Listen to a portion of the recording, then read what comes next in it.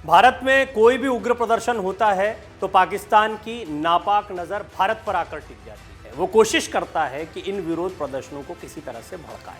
नमस्कार, मेरा नाम प्रवीण तिवारी है और पैगंबर मोहम्मद को लेकर जो आपत्तिजनक टिप्पणी हुई थी उस विवाद में अब पाकिस्तान भी कूदता दिखाई दे रहा है।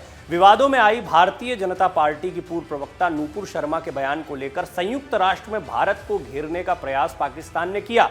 भारत ने संयुक्त राष्ट्र में नूपुर शर्मा का मुद्दा उठाने पर पाकिस्तान को करारा जवाब भी दे दिया।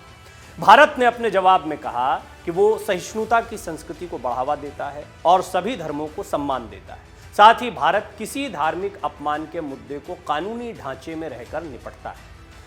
भारत ने पाकिस्तान पर निशाना साधते हुए बाहरी दुनिया से भेदभाव पैदा करने के लिए जानबूझकर किए जा रहे चुनिंदा विरोध को खारिज कर दिया। संयुक्त राष्ट्र में भारत के राजदूत टी.एस. तिरुमूर्ति ने संयुक्त राष्ट्र आम सभा में घृणा भाषण के खिलाफ आयोजित बैठक में पाकिस्तान पर यह पलटवार किया। तिरुमूर्ति ने कहा, लोकतंत्र और बहुलवाद का मानने वाला भारत सांस्कृतिक सहिष्णुता को बढ़ावा देता है और संविधान के दायरे में सभी धर्मों और संस्कृतियों का सम्मान करता है।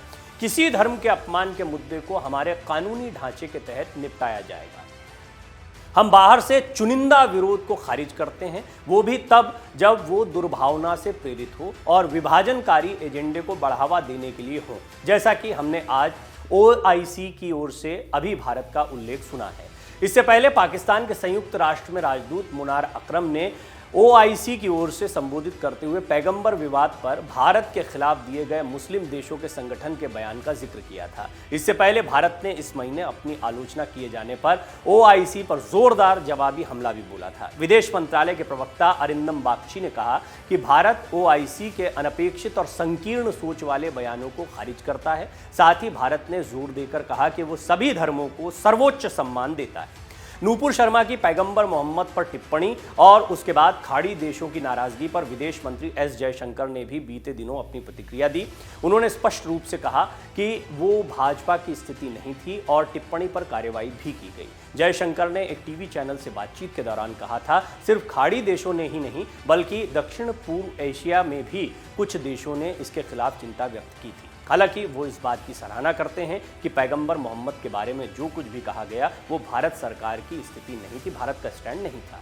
उन्होंने ये भी कहा कि जिन देशों ने चिंता व्यक्त की थी वो जानते हैं कि हमारे किस बारे में क्या विचार हैं। पैगंबर मोहम्मद के खिलाफ टिप्पणी पर खाड़ी देशों का क्या रुख था, इस सवाल पर विदेश मंत्री ने किसी देश का नाम लिए बगैर कहा, कुछ लोग बहती गंगा में अपने हाथ धोना चाहते हैं, लेकिन अंतर्राष्ट्रीय संबंध बहुत ही प्रतिस्पर्धी खेल है। ये क्वींसबेरी नियमों की तरह नहीं खेला जाता। ऐसे भी लोग हैं जो इस समय अपना फायदा ढूंढने की कोशिश में जुटे हुए हैं।